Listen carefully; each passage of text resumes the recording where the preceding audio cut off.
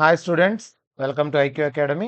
PG ఐసెట్కు సంబంధించిన update చూడండి. ఇక్కడ attention to NCC and sports candidates అనేది ఫస్ట్ ఫేజ్లో ఉంది. ఇప్పుడు న్యూ కింద చూసినట్లయితే provisional priority list of sports category students, provisional priority list of NCC category. So NCC category పైన క్లిక్ చేస్తే మనం ఇక్కడ ఎన్సీసీ కేటగిరీకి సంబంధించి ఒక పీడిఎఫ్ రిలీజ్ చేశారు. NCC quota seats earmarked are not considered for allotments in first phase. మీరు NCC quota కింద వెరిఫికేషన్ వెళ్ళినప్పటికీ మీకు ఫస్ట్ ఫేజ్లో అలాట్మెంట్ అవ్వలేదు. మీరు ఏం చేయాలంటే ఇప్పుడు సెకండ్ ఫేజ్లో అలాట్మెంట్ కోసం వెబ్ ఆప్షన్స్ పెట్టుకోవాలి ఎన్సీసీ కోటా వాళ్ళు. అండ్ ఎవరు పెట్టుకోవాలి అంటే లిస్ట్ ఇచ్చాడు. టోటల్గా ఎంతమంది అంటే 561 members are eligible for NCC quota. NCC quota కింద 561 మెంబర్స్ ఎలిజిబుల్ అని టోటల్ లిస్ట్ ఇచ్చాడు ఇక్కడ. మీరు ఈ లిస్ట్ ప్రకారము లిస్ట్లో ఉండే వాళ్ళు మాత్రమే మీరు ఎలిజిబుల్. అందరూ వెరిఫికేషన్ వెళ్ళిన వాళ్ళంతా ఎలిజిబుల్ కాదు. ఎవరైతే ఎలిజిబుల్ క్యాండిడేట్స్ వాళ్ళ నేమ్స్ అన్ని ఇక్కడ ఇచ్చాడు. వాళ్ళ hall ticket number, name, NCC basic certificate ఏది ఇచ్చారు, తర్వాత ప్రయారిటీ ఏమి, ప్రయారిటీ మెరిట్ నంబర్ కూడా ఇచ్చాడు. సో దీని ప్రకారం మీరు చూసుకోవచ్చు. ఎన్సీసీ సి ప్రొవిజనల్ ఇచ్చారు, ప్రయారిటీ 55 ఉంది. Manasa, Vishnupriya NCC A certificate priority 57. ఇలా చూసుకున్నట్లయితే మోతీలాల్ నాయక్ ప్రయారిటీ 20 ఉంది. సో సి ఉండే వాళ్ళకు 55, బి ఉండే వాళ్ళకు 56, ఏ ఉండే వాళ్ళకు 57. అంటే ఇక్కడ ఎంత తక్కువ నంబర్ ఉందో వాళ్ళకి ప్రయారిటీ ఎక్కువ సీట్ల అలాట్మెంట్లో. సో ముందు వీళ్ళకి వస్తుంది సీటు, దాని తర్వాత 55, 56, తర్వాత 57. మీ పేర్లు చూసుకోవచ్చు ఇక్కడ. సో సి సర్టిఫికేట్ ఉండే వాళ్ళకు వచ్చే ఛాన్సెస్ ఎక్కువ బి కంటే. వాళ్ళకి అయిపోయిన తర్వాత మీకు వచ్చే అవకాశాలు. కాబట్టి ఎన్సీసీ కేటగిరీ ఉండేవాళ్ళు ఈ లిస్టులో మీ పేరు ఉందా లేదా, ఈ లిస్టులో కనుక మీ పేరు ఉంటే ఖచ్చితంగా మీరేం చేయొచ్చు, ఫైనల్ ఫేజ్లో సీట్ల కోసం వెబ్ ఆప్షన్స్ పెట్టుకోవచ్చు డైరెక్ట్గా.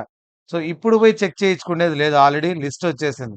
ఫస్ట్ ఫేజ్ అప్పుడే ఎన్సీసీ కౌన్సిలింగ్ సంబంధించి ఫస్ట్ ఫేజ్ అప్పుడే వెరిఫికేషన్ అయిపోయింది. వెరిఫై అయిన తర్వాత ఈ లిస్టును రిలీజ్ చేశారు. ఈ లిస్టులో మీ నేమ్ ఉందో లేదో చెక్ చేసుకోండి.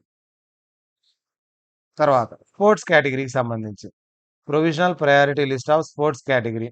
ఇక్కడ స్పోర్ట్స్ కేటగిరీకి సంబంధించి కూడా ఒక లిస్ట్ ఇచ్చాడు. ఫస్ట్ ఫేజ్లో లేదు వీళ్ళకు, సెకండ్ ఫేజ్లోనే ఇప్పుడు ఆప్షన్స్ పెట్టుకోవాలి. అంటే మాకు ఫస్ట్ ఫేజ్లో వేరే ఆప్షన్ వచ్చింది సార్, కాలేజ్ వచ్చింది, జాయిన్ సెల్ఫ్ రిపోర్టింగ్ కూడా చేశాము, ఫీజు కూడా కట్టాము అన్నా కూడా మీరు స్పోర్ట్స్ కోటాలో మీ నేమ్ ఉంటే సెకండ్ ఫేజ్లో మళ్ళీ పెట్టుకోవచ్చు. మీరు పెట్టుకొని దానికంటే ముందు దానికంటే బెటర్ ఆప్షన్ వచ్చే అవకాశం ఉంది. సో ఇక్కడ స్పోర్ట్స్ కోటా కింద కూడా మనకు మెరిట్ ఇచ్చాడు. ఇక్కడ మీరు గమనించినట్లయితే hall ticket number, candidate name, priority merit అని ఇచ్చాడు ఇక్కడ. ఇక ఎలిజిబుల్ కానోళ్ళది నాట్ ఎలిజిబుల్ అని ఇచ్చేశాడు. ఇక్కడ చూసినట్లయితే మీరు నాట్ ఎలిజిబుల్ అని కనిపిస్తుంది. సో ఎలిజిబుల్ అయ్యేది ప్రయారిటీ ఇచ్చాడు లిస్ట్, నాట్ ఎలిజిబుల్ అంటే అక్కడే నాట్ ఎలిజిబుల్ అనే వాళ్ళకు మళ్ళీ వెబ్ ఆప్షన్స్ పెట్టుకునే ఛాన్స్ లేదు. సో చాలా వరకు నాట్ ఎలిజిబుల్ ఎక్కువ కనిపిస్తున్నాయి. మొత్తం మీద 4 పేజెస్ ఉంది. టోటల్గా 63 క్యాండిడేట్స్ ఉన్నారు. ఈ 63లో మళ్ళీ నాట్ ఎలిజిబుల్ అనే వాళ్ళు 26 మెంబర్స్ ఉన్నారు. 37 మెంబర్స్ మాత్రమే స్పోర్ట్స్ కోటాలో ఎలిజిబిలిటీ వచ్చింది. కాబట్టి ఖచ్చితంగా మీకు ఏదో కాలేజీలో సీట్ అయితే మంచి టాప్ కాలేజీలో సీట్ వచ్చే అవకాశం ఉంది. సో మీ నేమ్స్ ఇక్కడ ఉన్నాయా లేదా స్పోర్ట్స్ కోటా వాళ్ళది, ఎలిజిబులా కాదా చెక్ చేసుకోవడానికి ఈ ఫైల్ మీకు పనికి వస్తుంది. సో ఇక్కడ నేమ్స్ అన్ని చూసుకోవచ్చు. నేహ, తర్వాత శ్రీకాంత్, రోషిని సింగ్, వీళ్ళంతా స్పోర్ట్స్ కోటా కింద ఇప్పుడు ఆప్షన్స్ పెట్టుకోవచ్చు.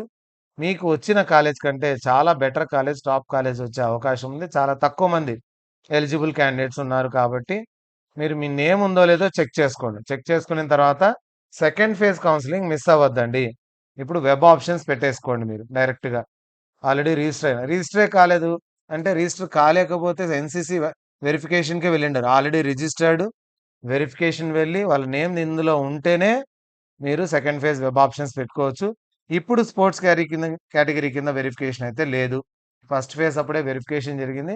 సెకండ్ ఫేజ్ అప్పుడు ఇప్పుడు సీట్ అలాట్మెంట్ జరుగుతుంది. కాబట్టి సెకండ్ ఫేజ్లో మీరు వెబ్ ఆప్షన్స్ పెట్టుకోవచ్చు.